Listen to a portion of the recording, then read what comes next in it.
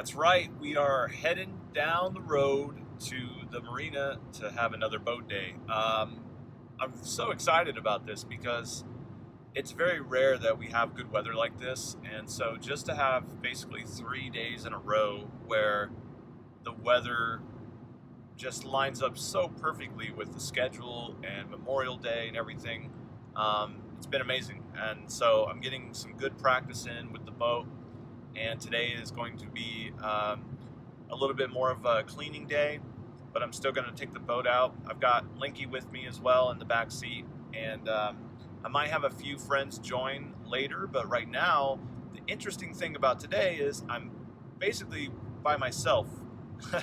So we're going to see if I can launch the boat by myself and bring it back by myself. It's going to be scary and challenging, but I'm sure I'll figure out a way to do it safely and without hurting anyone and without hurting the boat. So we're looking to buy this house right here. And as you can see, it's right on the water.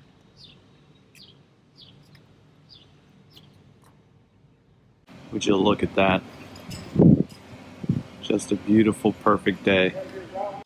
It's one of the benefits of, running your own business and working from home or working from your boat or your office and working for yourself is that you can make your own schedule. So it's a Tuesday. A lot of people have to be at work, but I'm able to take advantage of the variables like the weather and come out and work on the boat.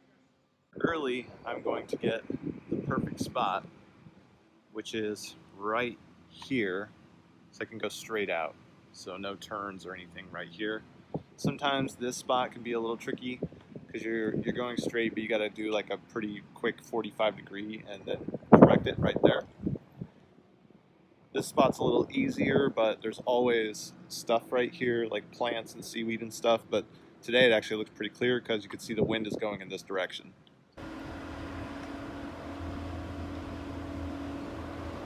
Here she comes.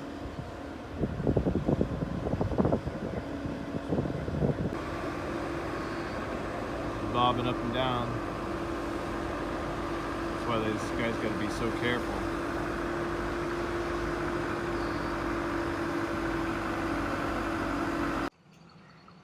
And she's all tied up.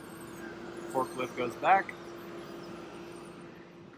I'm right at the end here, so it just should be super easy to get out. I didn't end up here where I thought I was going to be here. I'm here. That's fine though. We can clear that easy. All right, so I'm going to go through the steps of basically launching. First, get the dog all squared away. Second, put the provisions on board. Third, take your shoes off and stow them under here.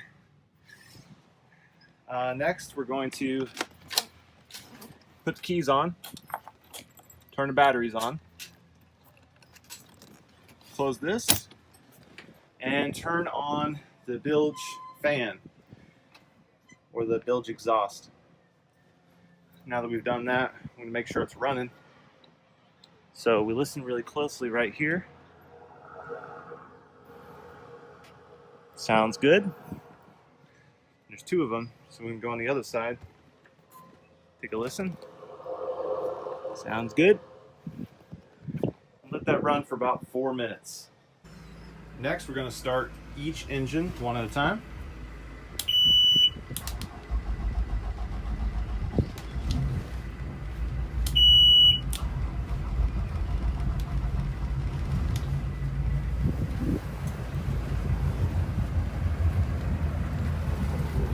She's a purring. The next part is the difficult part because I'm by myself. So I got to run outside the boat, untie the bow line, then run all the way around here, untie the stern line, jump on board, and then drive the boat. So it's going to be a little tricky, but we'll see what we can do. And we're off. Thanks to a little help from the dock hand and the forklift operator. He kind of pushed me off. And we're cruising. I had to stop just now. You can see how far away I am. I had to stop to get on the bow, tie up the ropes, pull up the fenders, put the fenders up on the back, pulling the ropes, all those things so that they don't flap in the wind as I get underway. And as you can see, I like my ropes nice and neat. I could probably do it neater than that. I'm still learning.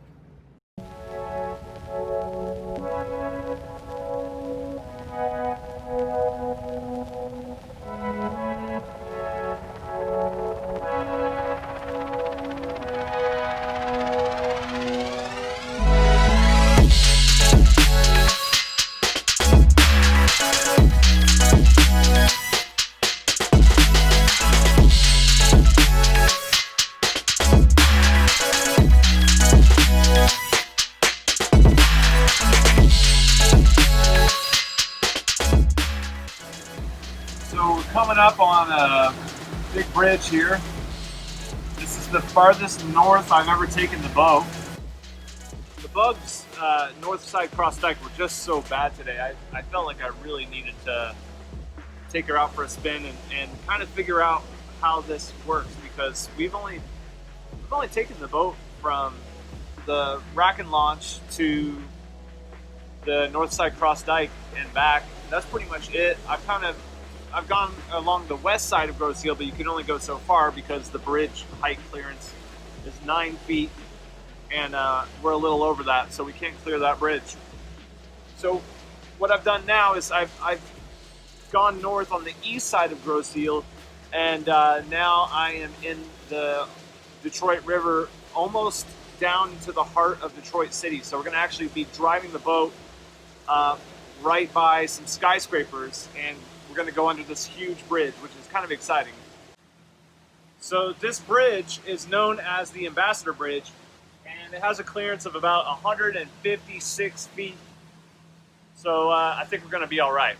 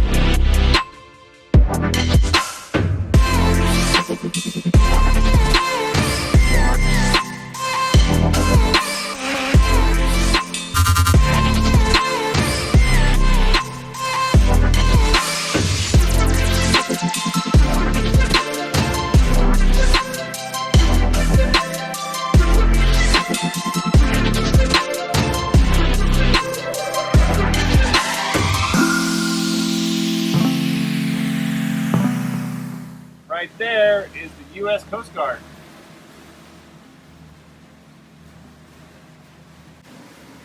Here we've got Harbor Town Marina and the McArthur Bridge. Now this one has a clearance of 32 feet. There's a lot more pillars in the middle there, so you gotta make sure you squeeze through the right spot. But it's just a beautiful day, not a cloud in the sky. And my first time in this area.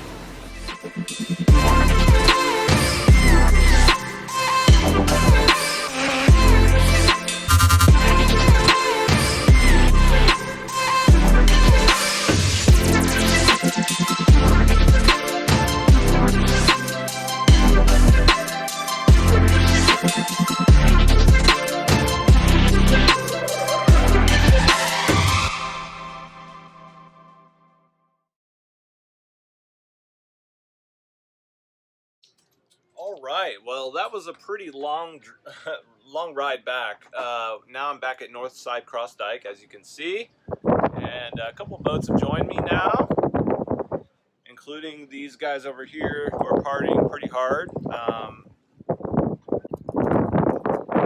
a couple of people rafting up together. It's pretty typical over here at North Side Cross Dike.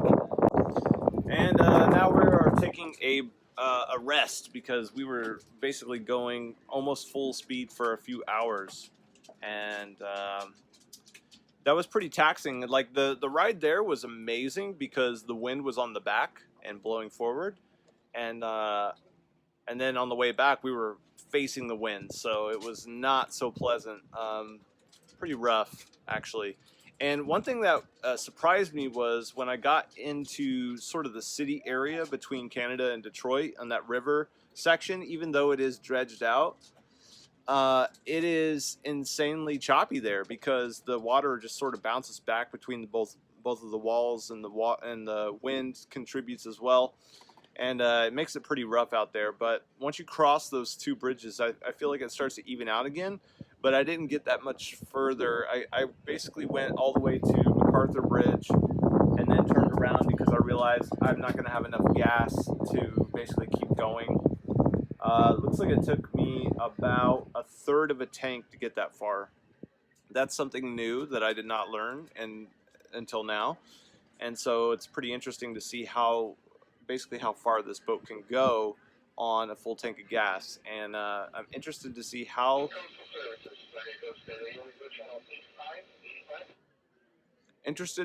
much gas it's going to take to get us to St. Clair Shores when we go to Jobby Nooner this year. So looking forward to learning more about that. But right now I'm just chilling on anchor here at Northside Cross Dyke, taking a little rest before I go back to the gas station, get some more gas, get some more gas, get some more water.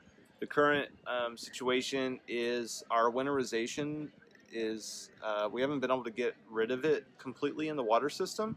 A little bit about what I'm talking about. So, for example,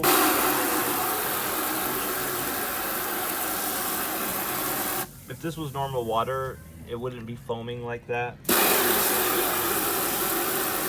And I know you guys can't smell it, but there's a very distinct smell to the water. And one reason why I know we haven't gotten completely rid of it is, for example, if you look at this.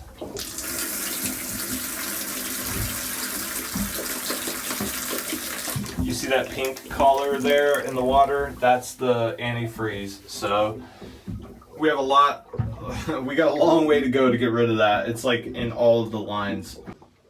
And rightfully so. I mean, the Rack and Launch, you know, the team there, they winterize these boats. They do hundreds and hundreds of boats, and mine was one of them. So it's just part of the process. You know, if you don't want to winterize it yourself, the previous owner, he told me that he would winterize it with air and water only, and he would only put antifreeze in the waste system. The Rack and Launch put antifreeze everywhere, every single line. So they basically just don't want anything to burst, anything to break, because it's a huge pain in the butt to fix, which I totally understand. So we basically just have to figure out how to flush it all out of the system, and that's something I'm going to be learning about pretty soon. He seems to be enjoying himself on this beautiful day. How are you, Linky? Say woof. Linky, say woof. Good boy. Oh, trying to fight the bugs. Beautiful day. We got the youngins over here partying, having a good time, all tied off. I don't blame them. Why not? Linky and I are just chilling on the boat and enjoying a sunny afternoon. And I think I'm going to wrap up this vlog because the only thing that's going to happen after this is I'm going to go into the gas station, going to get some more gas, refill the water. I still don't have all the winterization out of the line, so I feel like we need a lot more water to try and do that. And that's going to be the end of my day. I'm going to drive back home and probably go to sleep. So thanks for watching, and if you enjoyed this, please like and subscribe. Just before I completely sign off, I wanted to show that I actually do some work on the boat here. I'm currently editing a video, and I'm calling this one of my offices. I mean, working on a boat is a highly productive environment, especially when you have mobile devices, laptops, things like cell phones. These days, like, you can work from pretty much anywhere. So having a relaxed environment where you're, you know, at one with nature, it really does inspire a lot of productivity, and has enabled me to do some really incredible creative work with my my courses, the things that I'm involved with. You know, creating these educational assets sometimes does involve a lot of creativity to teach these things in new ways and to really get it across to people. So it has been really fun for me to actually try that on the boat and to realize that it is an incredible asset to my my environment, my working environment.